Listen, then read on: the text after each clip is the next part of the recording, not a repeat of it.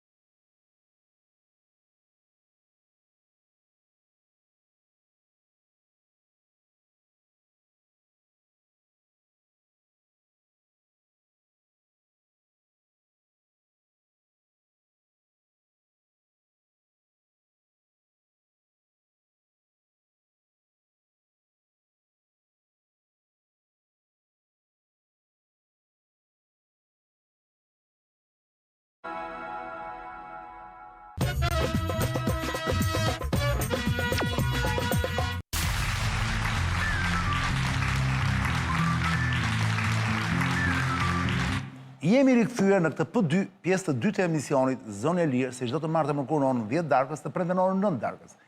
Shifeni këtë emision dhe në faqen e YouTube-it që u shfaqet këtu në ekran, Zonë e Lirë Official, bëni një subscribe. Ndërkohë kjo i bie të jetë, po dyshit siç e tham, bëni pyetjet tuaja te ky QR kodi, kjo kutia magjike që u del dhe unë do mundoj të lexoj në fund për Indrit Vokshin. Indrit, shikoj fabulën tjetër. Doni pak më parë, po duhet të iknim. Ilir Meta shfaqet, po.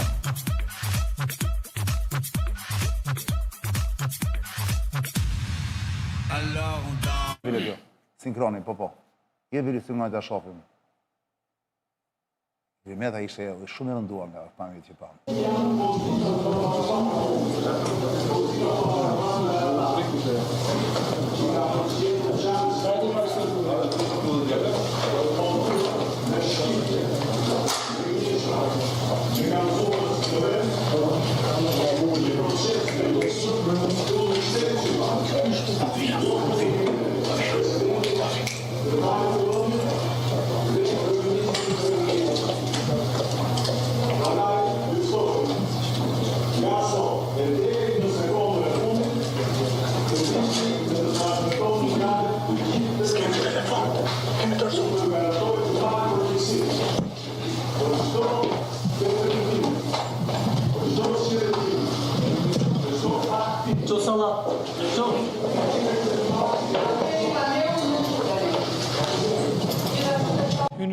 Erdi hyri gjyqtarja. Po flise Meta para se të gjyqtarja. Pra jemi, për ata që nuk e dini, jemi në momentin e gjykimit të zotit. Meta ka filluar pra gjykimi. Ka nisur gjyqin themel. Nuk po futemi për çfarë akuzojnë, ka shumë njerëz që mendojnë që Meta është i pafajshëm, ka shumë tjerë që e vazhdojnë ta shajnë rënd. Po rënd.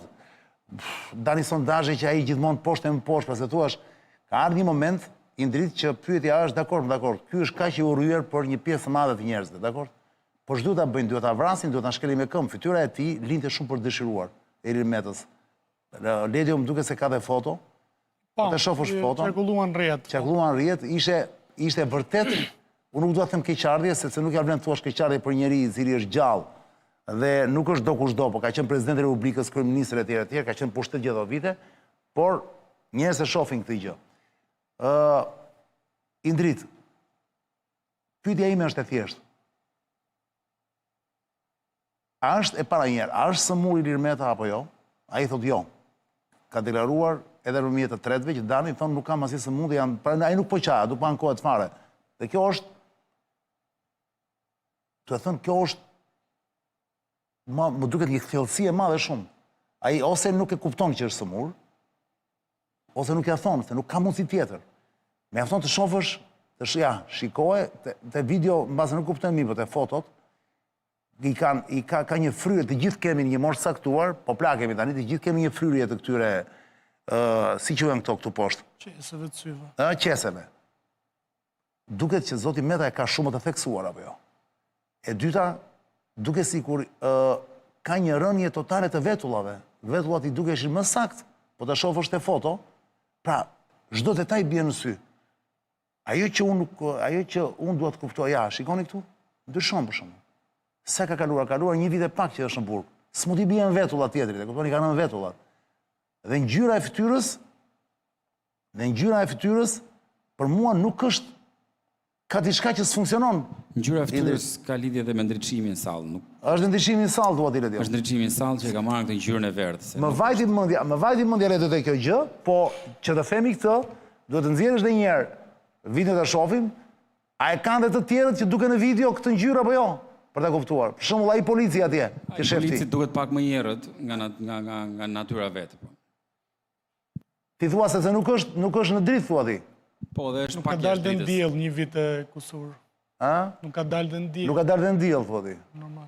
Mund të jetë dhe kjo, po. Po ta shoh videon në fund të dyja, ka personazhe të tjerë për shembull që ta kuptojmë është nga ndriçimi apo jo, nuk besoj se është nga ndriçimi. Ore, kjo ndriçimit ka shumë të bëjë, është e sigurt kjo. Nuk diskutohet. E megjithatë, Dhe këtu syt dallohen qartë që janë të fryrë goxha. Po. Tani, unë besoj që Meta po na shef tani në këtë moment dhe unë e përshëndes. Ilir, që s'na shikon, të përshëndesim, jemi me Indrit Vokshin në studio dhe me gjithë stafin e redakcisë që punon këtu, të përshëndesim dhe të urojmë të jesh sa më mirë me shëndet. Kjo është kryesori, atëherë ti di veti pastaj. Duhet i dije përpara, po. Paktën ato që kanë mbetur i di vet. Urojmë të jesh mirë. Ti si mendon, a është momenti që Meta duhet të dali, nëse ka vërtet një gjë shëndetësore, duhet të dali në arrest shtëpie minimumi, apo duhet të vazhdojnë ta mbajnë? Pa forë pasaj për kafazin, Po, ka dy mendime. Kjo çështja e kafazit është procedurë dhe rregullore normale për dënuarit me burg. Gjoja është xham i blinduar, por nuk është as i blinduar, e kanë vënë kocë. Nuk është i blinduar? Le të shkojnë ta verifikojnë. Ti thua jo? E kanë vënë kocë se luajnë me këto tenderimet me gjërat, po le të shkojnë një herë ta Mos po thuaj që kanë fituar lekët e xhamit atje. Po le të shkojnë ta verifikojnë. Dhe duhet trajtuar në dy aspekte. Gjithmonë në opinionin shqiptar është thënë që sa herë verifikohet një burgosur i smur, është falso, sepse thuhet sa po bin burg, ta smuren të gjithë. Dhe e konsiderojnë si një mënyrë për të dalë nga burgu, ose për t'i shpëtuar ligjit. Në fakt, në shumë raste, njerëzit smuren në burg, sepse thuaj që burgu... Smuremi dhe jashtë burgut. Thuaj që burgu është për burra, po edhe nuk është për burra, sepse e denigron burrin në një farfeje. Ajo çfarë unë mendova kur e pash, nuk është si ishte ndonjë keqardhje, por mendova që sa i dështuar është sistemi politik shqiptar, që nuk ka krijuar mekanizma për t'i nxjerrë nga politika krerët e shtetit në kohën e duhur, për të mos i lejuar të shkojnë deri në atë gjendje dhe për të mos qenë e nevojshme që reformimi i skenës politike të bëhet me prokurori dhe me gjykatë dhe me dhunë, por të bëhet në mënyrë normale, me tranzicion, me zgjedhje, me konkurrim të brendshëm dhe demokratik dhe kushtetues. Pra ky është dështimi i parë i sistemit politik që presidenti i shtetit shkon atje. Nëse është i smur dhe seriozisht i rrezikohet jeta, sigurisht që kjo duhet të vlerësuar. E them këtë duke ditur që në Shqipëri është përdorur shpesh që shkon në burg, merr një raport mjekësor sigurisht. Ai deri tani s'ka shfaqur asnjë lloj. Bine nuk ka thënë që kanë probleme fare. Ai nuk është doktor. Jo, po vetë ai më thoshte që jam smur për shembull. Më duhet të ikin klinik, ku diun, transformojmë klinik. Ai e ka nisur atë rrugë me deklarata që unë nuk u futa në lista. Unë bie më të fortit dhe... Jo vetëm aq, edhe në gjatë zgjedhjeve jenë. Pra, e nisi atë rrugë me një lloj... Unë nuk futem në listat e... E nisi atë një rrugë me një lloj kokëforcie. Po pra, dhe po vazhdon. Dhe mund thotë që unë s'jam smur, s'kam asgjë, se mendon se mund të zhburrohet nëse Ilir Meta thotë jam smur në burg. Po çfarë plani ka më Ndrita? Ma thua do me fjalë thjeshta pa u lodhur shumë. Pas një plan. Si ti thua pa plan? Zoti Meta mendon që duke folur në seancën e gjyqit, njerëzit do dëgjojnë dhe njerëzit do preken. Po nuk është kaq naiv Meta, sepse e njohim ka 30 sa vite në politikë. Nuk është çështje naiviteti. Në kohët e fundit të jetës së tij politike, zoti Meta është dëshmuar të naiv. Pse themi ne që nuk është aq naiv? Se ka një përcaktim të bukur për liderët politik. Thuhet që në disa mbretëri mesjetare thoshin mbreti është i bukur, është luftëtar i mirë, është orator, është strateg dhe i ka të gjitha cilësitë e mira, mirë po, pyetja që shtroi në studim ishte nëse mbreti i ka gjitha këto cilësitë e mira, pse rrëzohet mbretëria? Sepse ka dhe cinizmin, mendjelehtësinë, inatët e vogla, që janë ana tjetër që nuk themi në asnjëherë për liderët që i konsiderojmë të mëdhej.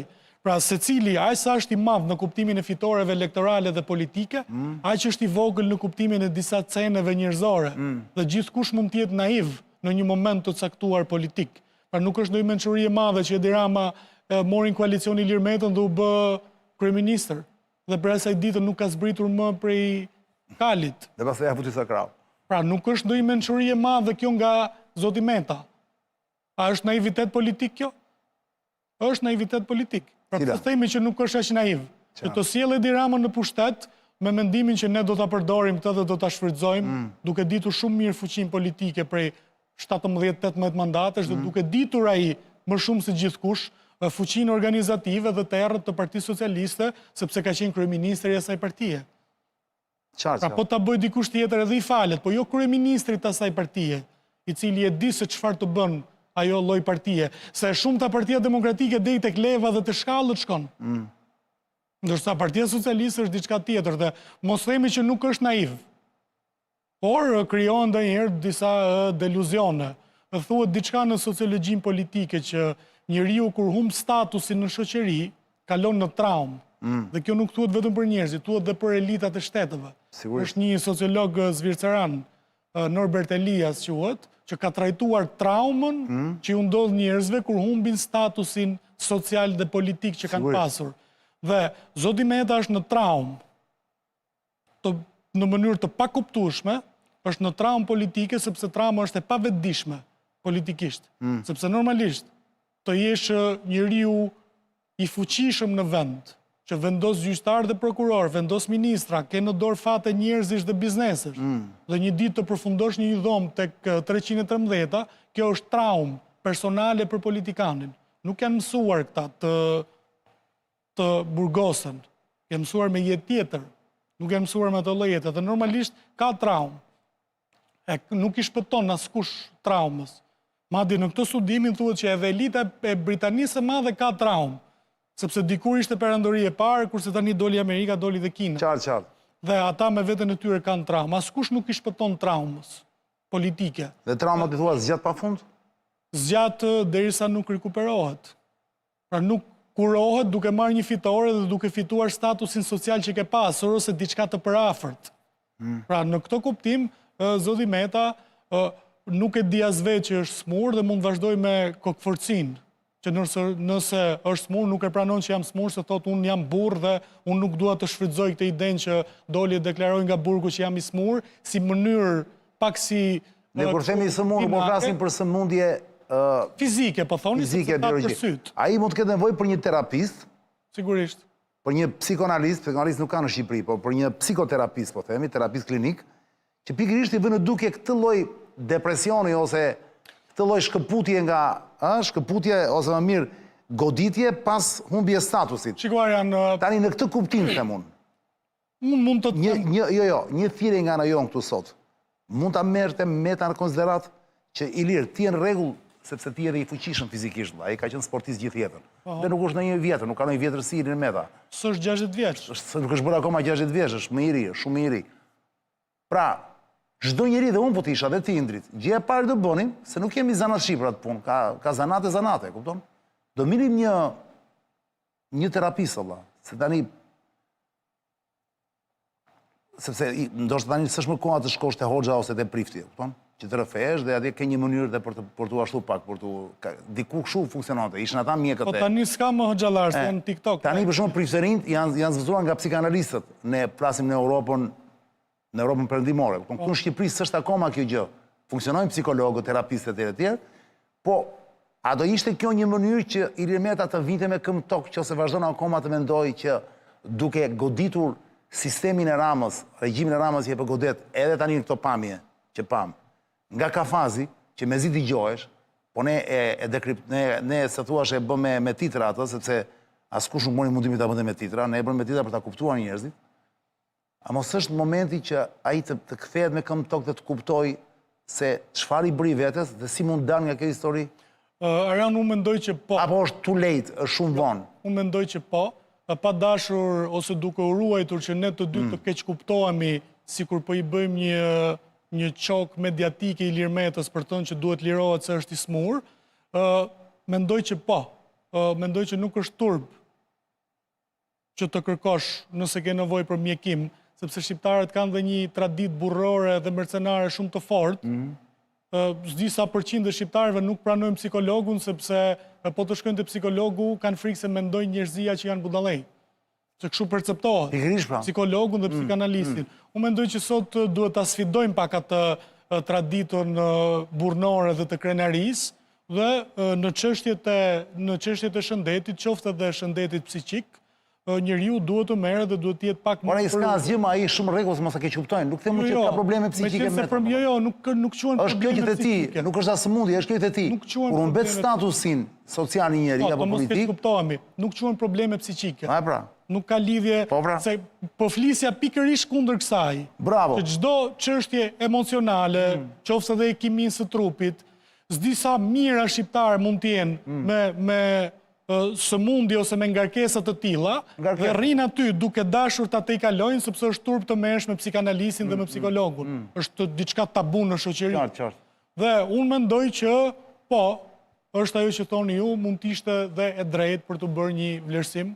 Nuk ka asgjë turpshme në këtë mes. Pra ne duhet mësohemi të jemi shoqëri e qytetëruar në këtë kuptim. Shkon njëri dhe i thok më. Qytetërimi lidhet me përulësinë. Po mendoj që zoti Meta nuk do ta pranoj sepse ngjan si burr kokfort. Në Mostar që ma ka quar Edi Rama për të denigruar tek pjesa burrnore e shqiptarëve, thjesht nuk do ta pranoj.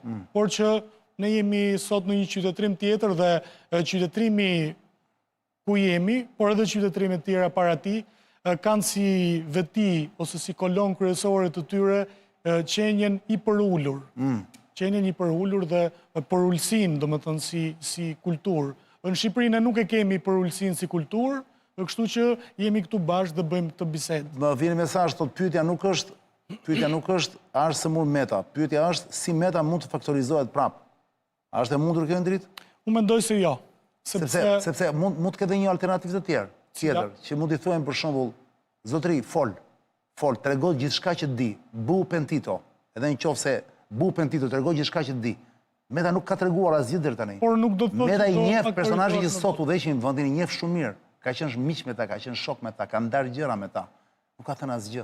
Kjo është cilësi e një buri të rregjur që nuk është fare sëmur, përkundrazi është i kthjellët. Nuk është i sëmur, por më qenë se shtrove pyetjen ashtu. Unë mendoj që pasja e informacionit edhe në nivelet e larta nuk është se të faktorizon domosdoshmërisht në politikë. Politika kërkon një legitimitet tjetër, popullor, për një pranueshmëri nga njerëzit dhe një pëlqyeshmëri nga njerëzit. Në gjithë sondazhet e Dani, Meta deri fundit me një mbështetje të mërkishturët. Edhe nëse do të denonconte, me gjithë të fytyrë të rënduar që i pam nga burgu, nga gjyqi. Pra edhe në kuptimin politik nuk është se do të faktorizoj nëse do të thoshte disa sekrete. Do të bëshin spektakël ato sekrete dhe do të përpunoheshin më shumë nga propaganda qeveritare si spektakël dhe do të mbetej aty. Jo faktorizim për vota, po flasim për faktorizim për faktorin. Për faktorët në lojë, jo për vota, kujdes, nuk po themi të kërkoj prap vota me nga e para. Unë mendova që faktorizim politik. Sepse ai di shumë gjëra, por nuk thot asgjë, ka vënë? Po ka shumë njerëz që dinë gjëra dhe nuk thon asgjë. Po pse thon nga Afrika apo ruar një lloj kodi? Po është një rrjet interesash më shumë se sa kodi. Se duke qenë se njerëzit kanë punuar bashkë dhe nuk i kanë bërë vetëm shumicën e gjërave, ata emrat janë si kyç me çelë. Janë kyç pra. Pra hap derë dhe të hapet një derë tjetër, ku je dhe ti janë dhe njerëzit e tull. Pra prish shumë interesa. Dhe është normale që të mos dalin të rrëfen. Unë nuk di ndonjë politikan botë që t'jetë rrëfyer në atë mënyrë. Po ka politikan të mesjetës të cilët mbaronin në karrierën politike dhe dorëzoheshin murgjë nëpër manastire, por ne nuk jemi në këtë lloj kulture. Prandaj mendoj që nuk mundet të faktorizohet, e ka pamundur. Para sa të mbyllim me ditë, lexojmë disa mesazhe që po shkruan njerëzit, thotë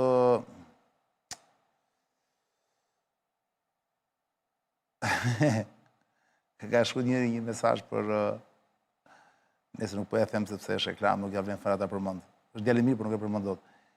Po nuk...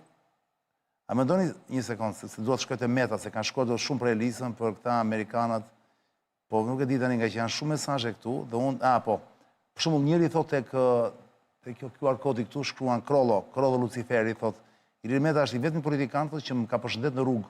Ishte shumë i sjellshëm, Zoti e ndihmoft. Sepse njerëzit kanë dhe gjëra personale kanë dhe kështu. Shumë ka përvojën personale. A është e vërtet, thot Koli, a është e vërtet që në burg mbahet në kushte të jashtëzakonshme, ndoshta si formë sadizmi dhe akmarrje të fundit të Ramsit? Më thot ky tjetri, STH-ja thot të gjithë qahen si është kandidatur presidenti dhe kryeministri, po a duhet të qahemi se si posti i presidentit apo kryeministrit janë shkallmuar nga këto personazhe? Ermin Hoxha shkruan gjithmonë te QR kodit, ka mundësi që të ka mbetur që ka mbetur pa gjumë mbrëmë të jetë kandidatur vetë në këtë gjendje për të ngjallur keqate publike, gjë që ti është dhe publik mbi të gjitha. Shkon se ku shkon mendja e njerëzve ka vënë me qëllim, po ato sy tash nuk mund të fryhen për një natë. Mos e exagjeroni, Admiri DC thotë pëlqen apo jo, ky është fundi i merituar dhe këtë mendojnë pjesa më e madhe e shqiptarëve, thotë Admiri, çdo gjë lahet në këtë botë, jo vetëm tjetrën. Erald Çuni thotë Meta duket që po bën luftë me mullin të erës, sepse procesi Beleri e ka faktuar që kush do Edi Rama burgoset pa pasur nevojë për fakte dhe prova. Naiviteti Metës ishte vetëm që nuk iku pa futur aty ku është. S'ka faj për të, se doni e kam thënë. X am parë. Kujtë e ka thënë? E kam thënë kështu më publikisht Metës apo largohu. Është një shkëputje nga realiteti, thot Martini, është dhe nga baza e popullsisë, dhe nga baza e popullsisë sot këtë krizë në identitetit nuk e kalon i vetëm, pa di këtë afërm që ndihmon të pranoj fatin e tij. Gregori, papas thot, ta lirojmë Metën por t'i marrim lekët të çani. Më thot Gregori, po ja gjetë merja, ky është problemi. Për çfarë po e fundu burg që si ke gjetë lekët. Albert Camus, një tip që pretendon të jetë Albert Camus, thot, a mund të ketë paraqitje edhe si mundësi për të kërkuar pa aftësinë mendore si individe të marrë pafajësinë nga kjo. Në Itali kjo bëhet gjithmonë më shpesh diçka e tillë. Jo, pra, por nuk është Meta kjo rast, sepse Meta pranon që nuk ka asnjë problem. Shi mos visi budalliqe. Ke dhënë dhe Albert Camus pseudonim, turp. Klevis Dragoti thot, Ilir Meta është shembull i mirë për drejtsinë e Shqipërisë në sytë e Europës. Thot Klevisi, dhe shumë mesazhe të tjera. Ora është 11:04 minuta, zonja Zotrin, kjo emision ka marrë funde për sonte, por jam kurioz sa pyes dhe një dritim për ta mbyllur edhe me një gjë tjetër të vogël. Indrit, ti beson vetë nga ato që ke lexuar, nga formimi jot, në shkollë dhe jo vetëm, edhe në jetë.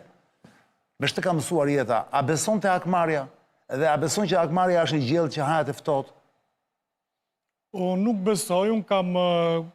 Gjithmonë kam parasysh Konti Monte Cristo si është një kryevepër që të gjithë ku kemi qenë të vegjël e kemi parë disa herë, që se e mban mend apo jo. Unë kam një mendim... Plasë origjinali, sepse janë bërë shumë Konti Monte Cristo, po. Unë kam një mendim tjetër për çështjet e hakmarrjes. Të tregoj një skenë luftimi me shpata midis Imam Aliut dhe një luftëtari tjetër, dhe Imam Aliu e rrezon atë, dhe kur bëhet gati për ta vrarë, ai e pështyn nga poshtë, dhe ky e ndalon shpatën, thotë nuk e vras sepse nuk di ta dalloj, a e vrava se e munda në duel apo e vrava nga inati se më pështyu. Pra, në këtë rrjedhë mendimi, unë nuk besoj të... Po kujdes, në këtë rast i mori me Imam Aliun, ti më the çfarë mendoi Imam Aliu që ishte fituesi. Unë thash që besoj dhe unë, dhe në këtë për dalë tek pikpamja e humsit kërkon. Akmarja, po patjetër, akmarja është e njeriu që e ka pësuar, ai tepër nga njerëzit cilët mendonte që kishte miq. Unë ne kemi një shembull të ngjashëm me Imam Aliun nga ana tjetër, kemi të burgosurit politik në Shqipëri, të cilët pas vitit 90 nuk dolën dhe nuk u akmarrën fizikisht ndaj eksponentëve të Partisë Punës, të cilët shëtisin nga liçeni. Ti thua, nuk e bën se s'kishin mundësi ta bënin, pra nuk e bën sepse e menduan si racionale që kjo gjë nuk ndodh, apo se s'kishin mundësi ta bënin? Kishin mundësi ta bënin sepse siguroj që 2-3 nipa i ka gjithkush. Edhe të fortë, sepse ata që janë përsekutuar kanë qenë familje të forta. Nuk janë përsekutuar njerëzit kot, janë përsekutuar familje të forta, dhe 2-3 nipa i kanë pasur për të bërë një hakmarrje banale. Mirë po, e kanë menduar si fatkeqësi dhe si aksident dhe kanë dashur të vazhdojnë jetën e tyre përpara. Pra janë ndëshkuar dhe janë traumatizuar dhe kanë dashur thjesht të jetojnë. Pra unë nuk besoj tek hakmarrja në atë lloj mënyre që perceptohet, unë besoj tek ndëshkimi legjitim. Pra ndëshkimi legjitim është drejtësia. Pra hakmarrja dhe drejtësia janë dy gjëra të ndryshme. Qartë. Pra njeriu duhet të ketë një kapacitet për ta diferencuar dhe për ta ndarë hakmarrjen nga drejtësia. Pra ti Jo për çdo gjë një duhet të hakmerresh, por për gjërat më të rëndësishme po. Dgjoj, siç ka thënë një autor, më duket se është Paul Valeria, francez, por nuk jam i bindur. Më duket një shprehje brillante, ka thënë sikur vështrimi të kishte vështrimi i njerëzve, të kishte plumba, mbi treshereku i njerëzve thoshin këtë planet do ishin ose të mbi treshereku i burrave në këtë planet do ishin ose të vdekur në rrugë dhe mbi treshereku i femrave do ishin të përdunuara. Është e vërtet, po bëjmë fjalë për bazën më të gjerë të njerëzimit, pra njerëzimi ka veset e veta, prandaj është shpallur dhe librat fetar me ndalesat për katse. Prandaj po them pra. Unë nuk mendoj këtë, unë mendoj që njeriu sfidën më të madhe ka që të lartësoj veten dhe ta nxjerr pak nga banaliteti në disa kritere dhe në disa gjykime të tjera. Kur Pek Konti Monte Cristos për herë të parë, ke parë filmin besoj? Nuk e mbaj mend. Nuk i mbaj mend emrat e vij, librin se kam lexuar, por të filmave nuk i mbaj mend. Okej, dakor, e kuptova. Atëre ora është, në këto momente i po flasim, 11:08 minuta, do të falenderoj jashtëmase. Mund të vazhdojmë me Trumpi, por nuk ja vlen, sepse na vajti shumë vonë dhe nuk dua t'i lodh operatorët. Do të falenderoj jashtëmase ose Liton që kanë përballë, domos edhe kolegët e tij që kanë përdall, edhe Ledion. Falenderoj jashtëmase Indrit Bokshin, zonja zotë, një ditë falenderoj shumë për këtë bisedë që bëm sot për aktualitetin në Shqipëri. Bashkë takohemi nesër, zonë jotërin. Dere atere, ruani veten, pëjërë me Samsonin, busqeshni pak dhe mos harroni. Samsoni është shumë serios ku bën këtë, mos e mini si gallat. Dëgjoni. Corruption is not bad. Corruption